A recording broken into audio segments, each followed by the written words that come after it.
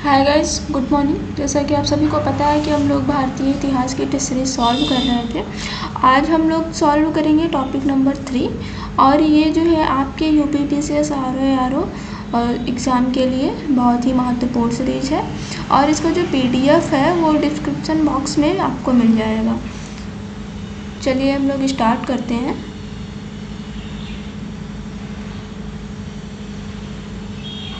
Question number 1 से start करेंगे। रणजीत सिंह के राज्य में सम्मिलित था। यहाँ पर बताना है कि कौन सा एरिया रणजीत सिंह के राज्य में सम्मिलित था। तो फिर यहाँ पे हम लोग बताएंगे। ऑप्शन दिया हुआ है, A option Delhi, B Kabul, C Makrana और डी जो है श्रीनगर। तो डी ऑप्शन होगा श्रीनगर। श्रीनगर आपको पता है कि उधर ही जम्मू कश्मीर और अमृतसर पंजाब, श्रीनगर। तो रणजीत सिंह जो थे वो अमृतसर से ही थे, तो उनके एरिया में वही आएगा श्रीनगर।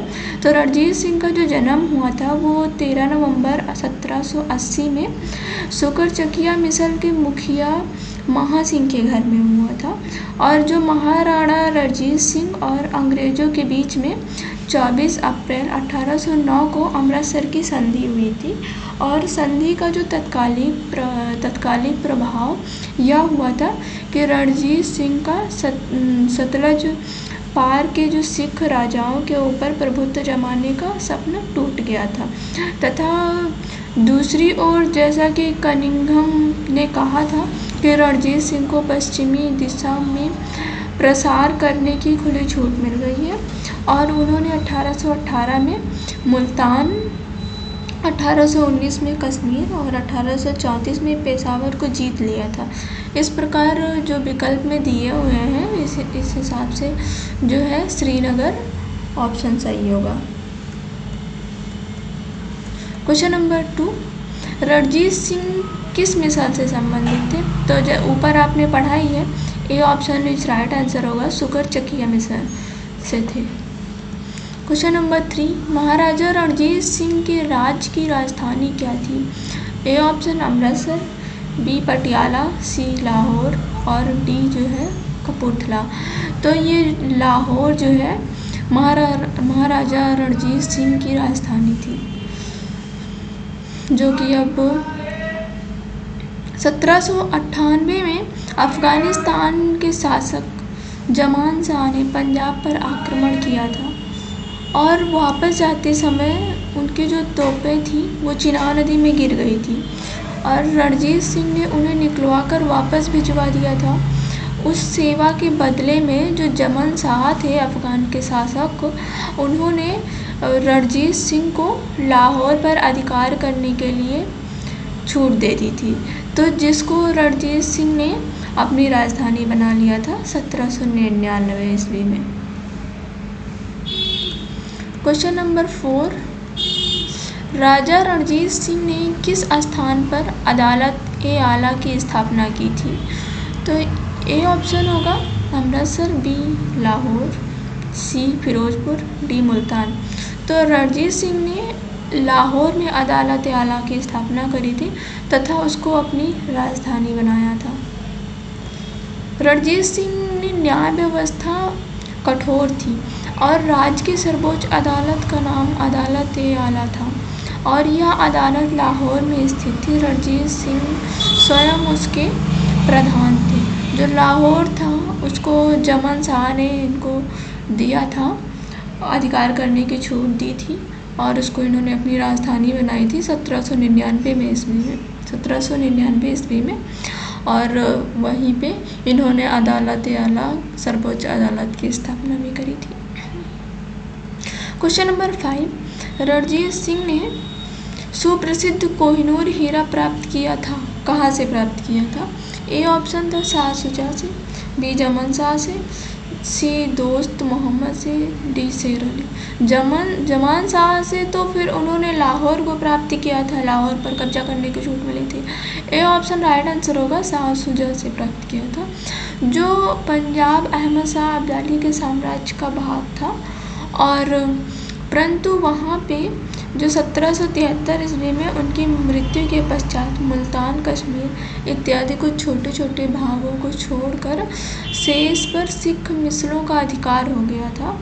और उधर अफगानों ने आंतरिक झगड़ों के कारण रणजीत सिंह को अपनी स्थिति दृढ़ करने का अवसर मिल गया था।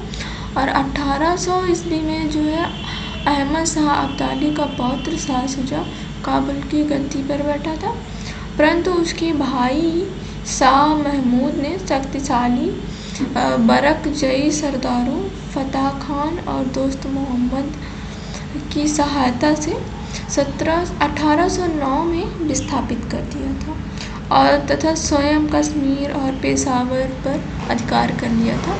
इसी अवसर पर शाह शुजा ने काबुल का राज्य प्राप्त करने के लिए रणजीत सिंह से सहायता मांगी थी तथा सहायता करने की वजह से रणजीत सिंह ने उसकी सहायता करी थी, इस वजह से उन्हें कोहिनूर हीरा को भेंट किया था। तो रणजीत सिंह को सुप्रसिद्ध कोहिनूर हीरा शाह शुजा ने सहायता मिलने के बदले में उनको गिफ्ट में दिया था।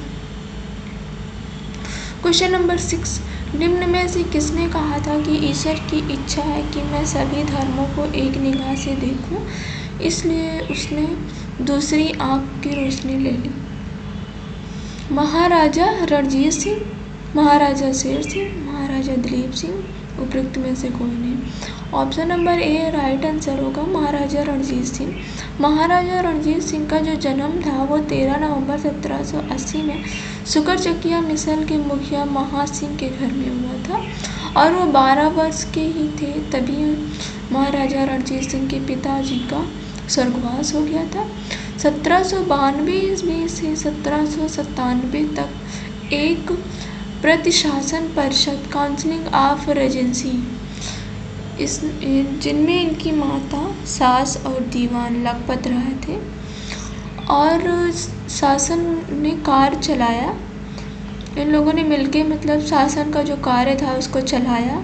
फिर 1797 ईस्वी में उन्होंने समस्त कार्यभार संभाला था और रणजीत सिंह ने लाहौर पर 1799 में कब्जा किया था, यानी कि जमन शाह जी ने उनको कब्जा करने का अधिकार दिया था और इसलिए दिया था क्योंकि उनके जो शस्त्र थे, कुछ तलवार वगैरह, वो नदी में गिर गए थे, चिनाब नदी में, तो उसको निकलवा के उन्होंने भिजवा दिया था। उससे खुश होकर दिया था और जमन शाह अफगान का शासक था। तो उसके बाद में इन्होंने उस समय लाहौर में 1799 पे शासन किया जिसको अपनी राजधानी बनाई थी। फिर अमृतसर पर 1805 में तथा फरीदकोट, मालेर, कोटला और अम्बाला में 1808 में फिर विजय प्राप्त करी थी। फिर रणजीत सिंह एक योग्य शासक बने थे। उन्होंने कहा था कि ईश्वर की इच्छा थी कि मैं सभी धर्मों को एक निगाह से देखूं, इसलिए उन्होंने मेरी दूसरी आँख की रोशनी को छीन लिया था। फिर क्वेश्चन नंबर 7 पे आएंगे हम लोग।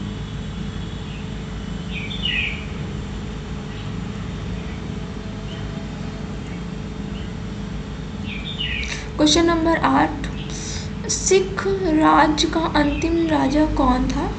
तो यहाँ पे अंतिम राजा के बारे में पूछा है। तो A option Kharak Singh, B Sher Singh और C Naunihal Singh, D Dilip Singh.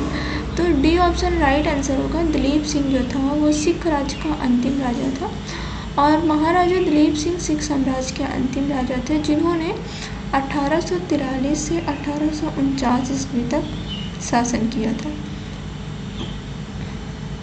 Question number 9, Punjab के पूर्व महाराजा दिलीप सिंह के विषय में निम्नलिखित में से कौन सा एक कथन सही है? ए ऑप्शन दिया है 23 अक्टूबर 1893 में उनका निधन पेरिस में हुआ, बी ऑप्शन नासिक में उनकी अंत्येष्टि हुई थी और सी ऑप्शन जो थे कभी भी सिख धर्म को नहीं छोड़ा, डी ऑप्शन है कभी भी रूस नहीं गए। ए ऑप्शन राइट आंसर होगा जो कि 23 अक्टूबर 1893 में उनका निधन पेरिस में, फ्रांस के पेरिस में हुआ था और उनका वहीं पे ही अंत्येष्टि भी हो गई थी। और ये ऐसे पहले राजा थे जिनकी विदेश में अंत्येष्टि हुई थी और रूस भी गए थे। फिर कोई इस तरह से ऑप्शन ए राइट आंसर हो जाएगा। पंजाब के पूर्व महाराजा दलीप सिंह का निधन कुछ स्रोतों से 22 अक्टूबर पता चलता है और कहीं पे 23 अक्टूबर 1893 पेरिस फ्रांस में हुआ था।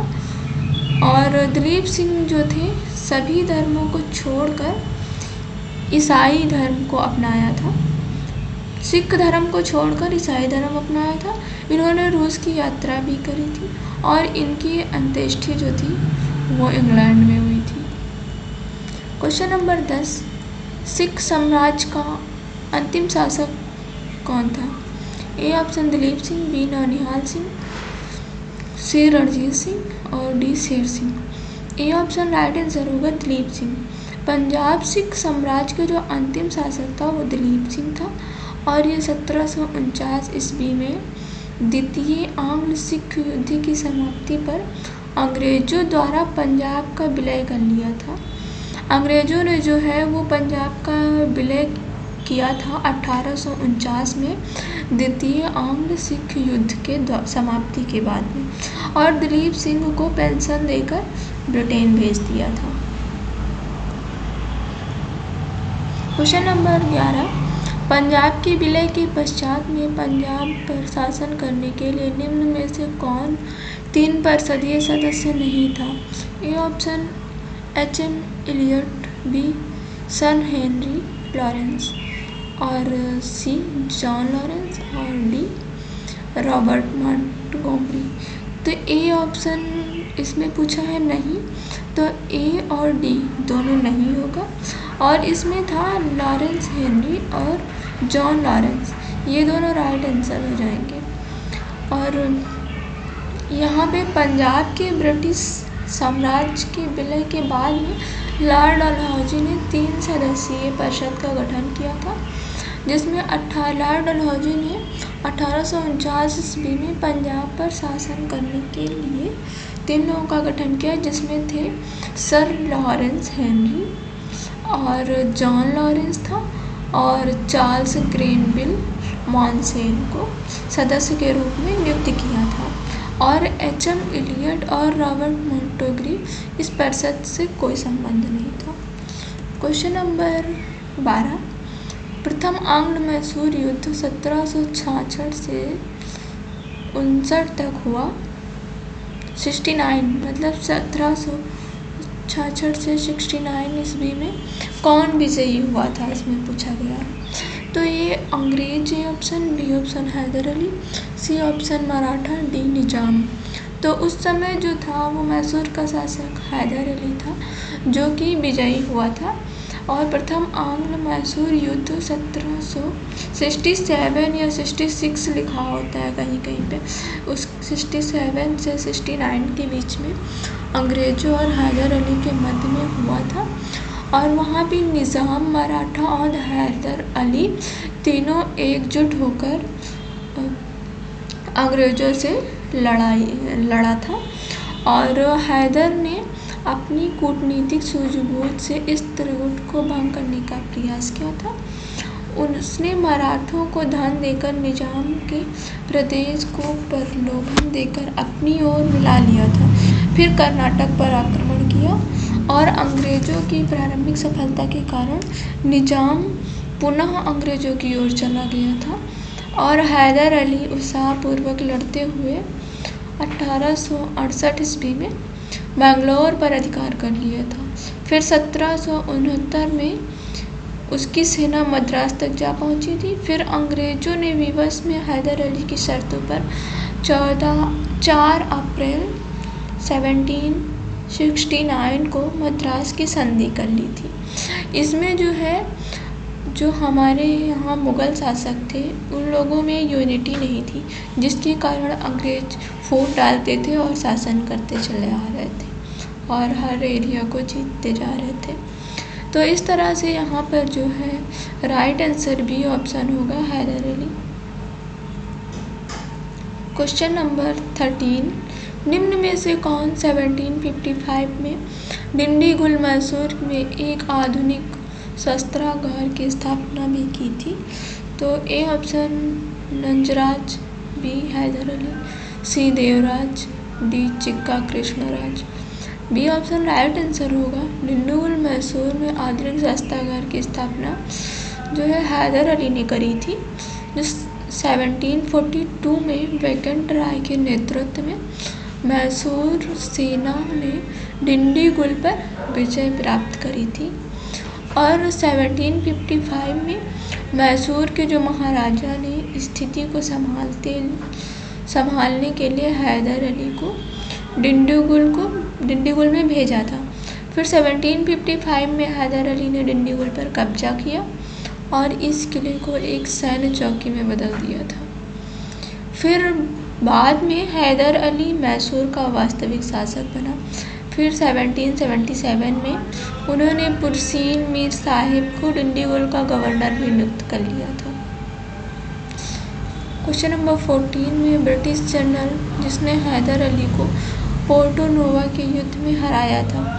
ए ऑप्शन था captain Popham, B option sir Eyre Coote, C sir Hector Munro और D general Goddard. B option right answer होगा सर आयर कोट। 1781 में हैदर अली का सामना अंग्रेज जनरल आयरकोट से हुआ था, जिसने पोर्टो नोवा के युद्ध में 1 जुलाई 1781 में हैदर अली को परास्त कर दिया था। क्वेश्चन नंबर 15, टीपू सुल्तान ने अपनी राजधानी कहाँ पे बनाई थी?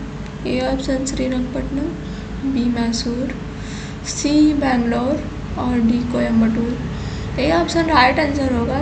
टीपू सुल्तान ने श्रीरंगपट्टनम में अपनी राजधानी बनाई थी और टीपू सुल्तान ने यहाँ पर जैकोबिन क्लब की स्थापना करी थी और उसका सदस्य भी बना था। टीपू सुल्तान एक अच्छा शासक था जिन्होंने मंदिरों को बनवाने में दान भी दिया था। क्वेश्चन नंबर 16, निम्नलिखित भारतीय शासकों में से कौन था जिसने विदेशों में आधुनिक पद्धति से दूतावास स्थापित किए थे? A option Hyder Ali, B Mir Qasim, C Shah Alam द्वितीय और डी टीपू सुल्तान। तो डी ऑप्शन राइट आंसर होगा। टीपू सुल्तान ने आधुनिक पद्धति से विदेशों में दूतावास स्थापित किए थे।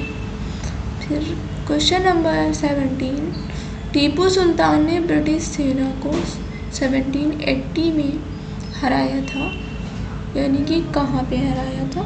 हैदराबाद में, B Pollipur, C Seringapatnam, D Nizamabad.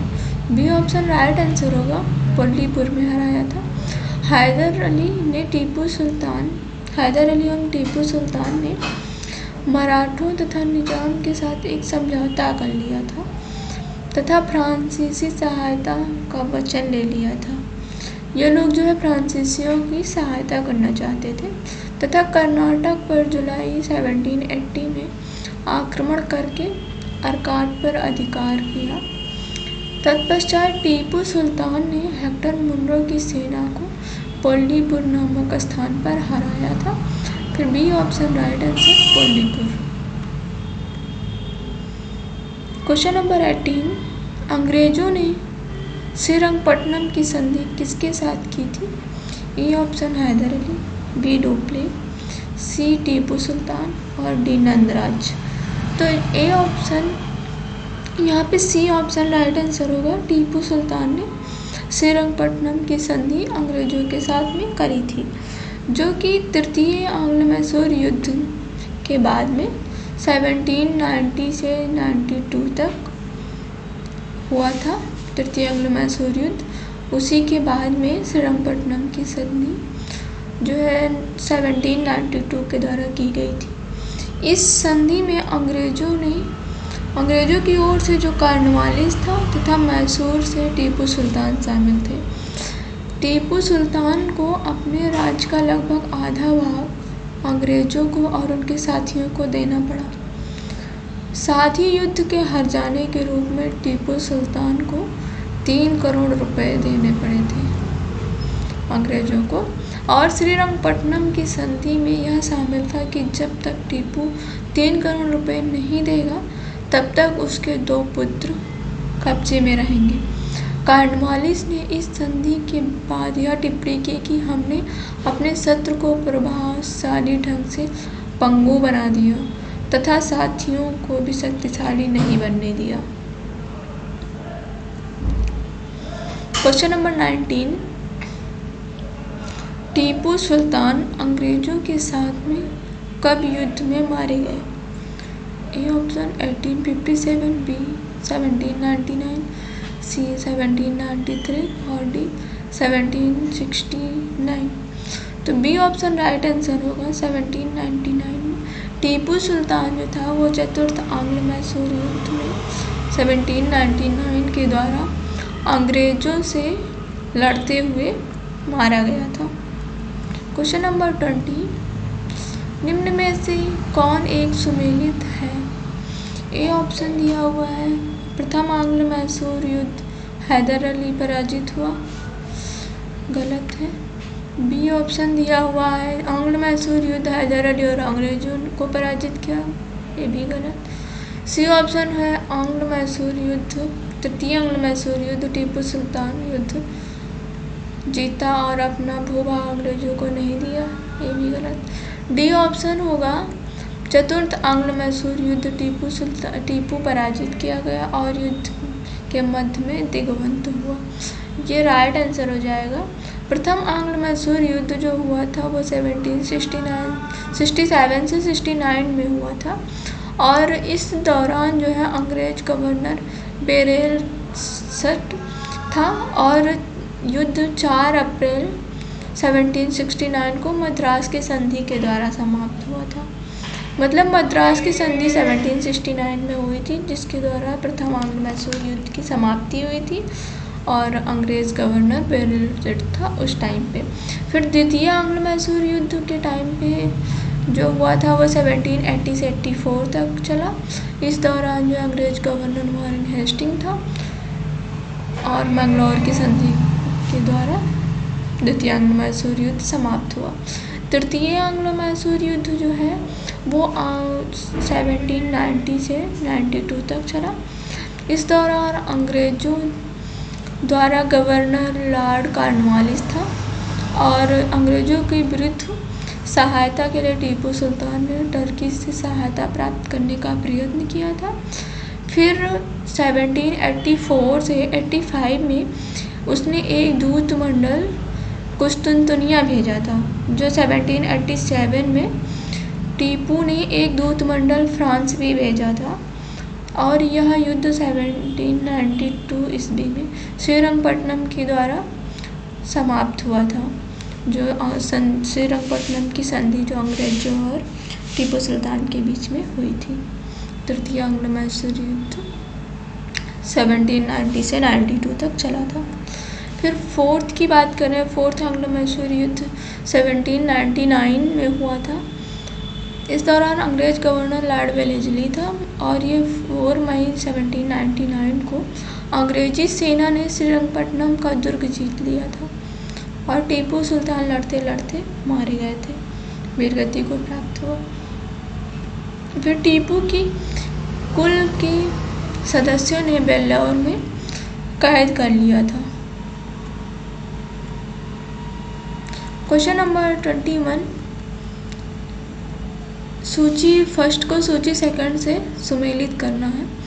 सूची फर्स्ट में दिया हुआ है संधियाँ, सूची सेकंड में उसके ईयर दिए हुए हैं।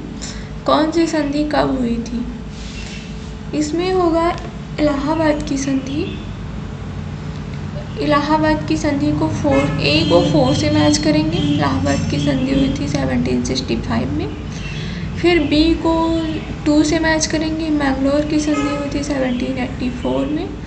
फिर सी को 1 से करेंगे। सालवाई की संधि हुई थी 1782 में। फिर डी को 3 से मैच करेंगे। मद्रास की संधि हुई थी 1769 में।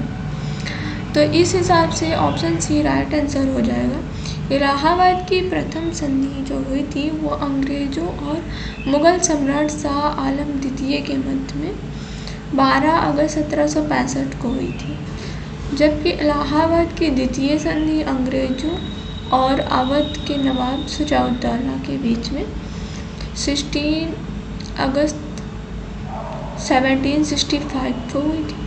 फिर मैंगलोर की संधि द्वितीय आंग्ल मैसूर युद्ध 1780 से 84 के बाद में अंग्रेजों और टीपू सुल्तान के मध्य में हुई थी। फिर 1784 में हुई थी। सालबाई की संधि प्रथम आंग्ल मराठा युद्ध 1775 से 82 के बाद में महादजी सिंधिया की मध्यस्थता में अंग्रेजों और मराठों के मध्य में 1782 में हुई थी। फिर मद्रास की संधि जो हुई थी वो प्रथम आंग्ल मैसूर युद्ध 1767 से 69 में हुई थी। इसके बाद 69 तक की युद्ध हुआ था। फिर 1769 में हैदर अली और अंग्रेजों के मध्य में मद्रास की संधि हुई थी। फिर क्वेश्चन नंबर 22, बेगम समरू एक अति प्रसिद्ध चर्च का निर्माण करवाया था, यानी कि कहाँ पे करवाया था? माउंट आबू में, नैनीताल में, सरधना में, कानपुर में। सरधना में करवाया था, सी ऑप्शन राइट आंसर होगा। बेगम समरू 1750 से 1836 ईस्वी में एक अति प्रसिद्ध चर्च का निर्माण मेरठ के निकट सरधना में कराया था। फिर क्वेश्चन नंबर 23, निम्न में से कौन सा एक सही नहीं है? यहाँ पे रॉन्ग ऑप्शन को चूज करना होगा। ए ऑप्शन दिया है हैदर अली, नहीं, अली मर्दान खान ने बंगाल में राजस्व कृषि पद्धति प्रारंभ की। बी ऑप्शन महाराजा रणजीत सिंह ने लाहौर में तोपों के निर्माण के लिए आधुनिक ढलाई खाने स्थापित किए। सी ऑप्शन आमेर में सवाई जयसिंह यूक्लिड के रेखागणित के तत्वों की संस्कृति में अनुवाद कराया। डी ऑप्शन है मैसूर में टीपू सुल्तान श्रृंगेरी मंदिर में शारदा देवी की मूर्ति के निर्माण के लिए धन दिया था। तो यहाँ पर डी ऑप्शन तो टीपू ने श्रृंगेरी मंदिर, यहाँ पे रॉन्ग बताना है, तो ए ऑप्शन रॉन्ग होगा। बाकी ये तीनों ऑप्शन सही हैं। तो ए ऑप्शन अली मर्दान खान ने बंगाल राजस्व कृषि पद्धति प्रारंभ करी, ये गलत है। बाकी ये तीनों राइट आंसर हो जाएंगे। रणजीत सिंह ने तोप खानों पर अधिक बल दिया था और लाहौर में अमृतसर तोपों में गोला बारूद बनाने के कारखाने लगाए थे। आमेर के सवाई जयसिंह ने यूक्लिड के रेखागणित के तत्वों का संस्कृत में अनुवाद करवाया था। जो आमेर के राजा थे सवाई जयसिंह ने यूक्लिड के रेखागणित के तत्वों को संस्कृत में अनुवाद कराया था। और सवाई जयसिंह ने उदयपुर, दिल्ली, बनारस आदि नगरों में 5 वेधशालाएं बनवाई थी। और टीपू जो था वो श्रृंगेरी मंदिर में शारदा देवी की मूर्ति निर्माण के लिए धन दिया था और उसने जैकबिन क्लब का निर्माण करवाया था श्रीरंगपट्टनम में। और जबकि बंगाल में राजस्व कृषि पद्धति का प्रारंभ श्रेय अली मर्दान खान को नहीं बल्कि मुर्शिद कुली खान को है। फिर क्वेश्चन नंबर 24, पानीपत की तृतीय युद्ध में अहमद शाह अब्दाली ने इब्राहिम लोदी को पराजित किया। बी ऑप्शन है। तृतीय आंग्ल मैसूर युद्ध में टीपू सुल्तान की मृत्यु हुई। सी ऑप्शन मतलब कि 3 ऑप्शन जो है, प्लासी युद्ध में सिराजुद्दौला के पराजय के लिए मीर जाफर ने अंग्रेजों से मिलकर षड्यंत्र किया था। इसमें से कौन सा सही है बताना है, तो केवल तीसरा सही है। जो प्लासी का युद्ध हुआ था 1757 में और बंगाल में, जिसमें सिराजुद्दौला हार गया था और मीर जाफर अंग्रेज़ों से मिलकर षड्यंत्र किया था, जिसमें अंग्रेज़ जीत गए थे और जीतने के बाद में मीर जाफर को वहाँ का नवाब बना दिया था, यानी कि बंगाल का नवाब बना दिया था। फिर 14 जनवरी 1761 में पानीपत की तीसरी लड़ाई अहमद शाह अब्दाली और सदाशिवराव भाऊ के नेतृत्व वाली मराठा सेना को बुरी तरह से परास्त किया था, जिसमें कि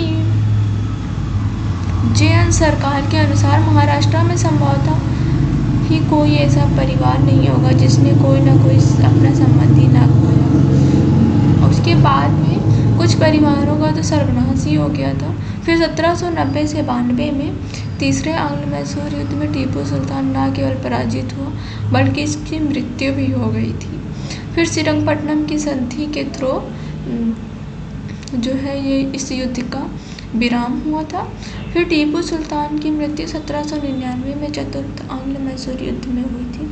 फिर प्लासी के युद्ध की बात करें तो ये 1757 में मीर जाफर ने अंग्रेजों से मिलकर सिराजुद्दौला के विरुद्ध षड्यंत्र रचा था और ये षड्यंत्रकारियों में साहूकार जगत सेठ रायदुल्ला अमीनचंद्र शामिल थे और तथा केवल तीसरा कथन ही सही होगा। चलिए हम लोग आज यहीं तक रखते हैं। कल हम लोग गवर्नर जनरल और वायसराय के बारे में पढ़ेंगे और ये सीरीज आपको समझ में आ रही हो और तो फिर लाइक एंड शेयर कमेंट कर दीजिएगा। Thank you.